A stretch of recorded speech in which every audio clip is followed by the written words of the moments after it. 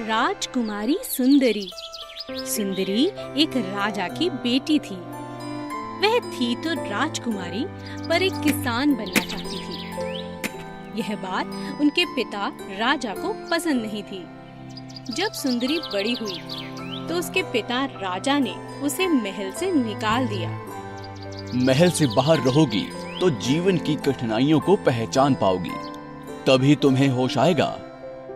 सुंदरी ने बचपन से बहुत से बीज जमा किए थे, तो उन्हें लेकर वह महल से बाहर चली गई। दूर किसी जंगल में एक झोपड़ी बनाकर रहने लगी। आसपास की जमीन पर उसने बीज बो दिए। सुंदरी कड़ी मेहनत करने लगी। इसमें बिल्ली, तोता और मकड़ी उसकी मदद करते थे।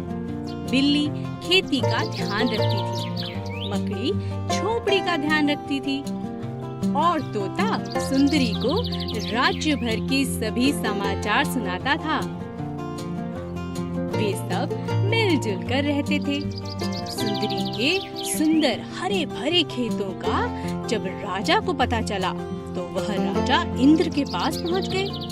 उन्होंने इंद्र देवता से सुंदरी को सबक सिखाने की मदद मांगी। मैं धरती पर सूखा भेजूंगा, सुंदरी के खेत भी सूख जाएंगे। तोता उनकी सारी बातें सुन लेता है और सारी बात सुंदरी को जाकर बता देता है। सुंदरी ने फैसला किया कि वे नदी किनारे अपना खेत लगाएगी। सूखा तो पड़ा, मगर सुंदरी की फसल हरी भरी ही रही। इसकी फसल को नष्ट करने के लिए मैं धरती पर बाढ़ भेजूंगा।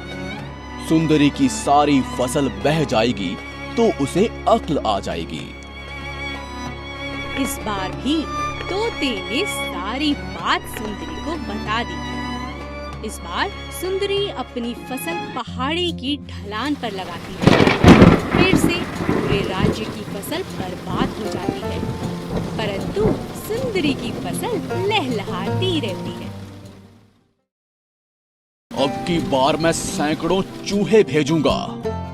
इस बार भी वफादार तोते ने सारी बात बिल्ली को बताई।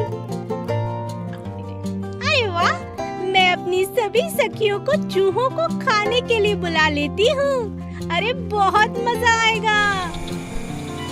जल्दी ही बिल्लियाँ सभी चूहों को खा गई। इंद्रदेव बहुत नाराज हो गए। अब मैं चिड़ियाँ भेजूंगा, चिड़ियाँ सारी फसल को नष्ट कर देंगी। इस बार मकड़ी वो उसके दोस्तों ने फसल पर जाल बुन दिए। चिड़ियाँ जब फसल खाने पहुँची तो जालों में फंस गई। सुंदरी की फसल फिर से बच गई, परंतु राजा की मुसीबत बढ़ गई। सूखे व बाढ़ के कारण राज्य का बहुत नुकसान हो गया। राजा परेशान होकर फिर से इंद्रदेव के पास मदद के लिए पहुँचे। मेरे पास क्यों आए हो? तुम्हारी पुत्री तो तुम्हारे राज्य में अनाज बांट रही है। इंद्रदेव व राजा जब जंगल में पहुँचे तो देखा कि सुंदरी व उसके दोस्त लोगों में अनाज बांट रहे हैं। राजा यह देखकर बहुत शर्मिंदा हुआ और उसने अपनी बेटी पर बहुत गर्व महसूस किया। इंद्रदेव ने भी सुंदरी की तारीफ की। राजा ने अपनी बेटी से महल में लौट आने को कहा। सुंदरी ने मना कर दिया और वह अपने दोस्तों के साथ खुशी खुशी फिर से जंगल में वापस लौट गई। उसने अपने पिता को माफ कर दिया। वह किसान राजकुमारी के नाम से बहुत प्रसिद्ध हुई।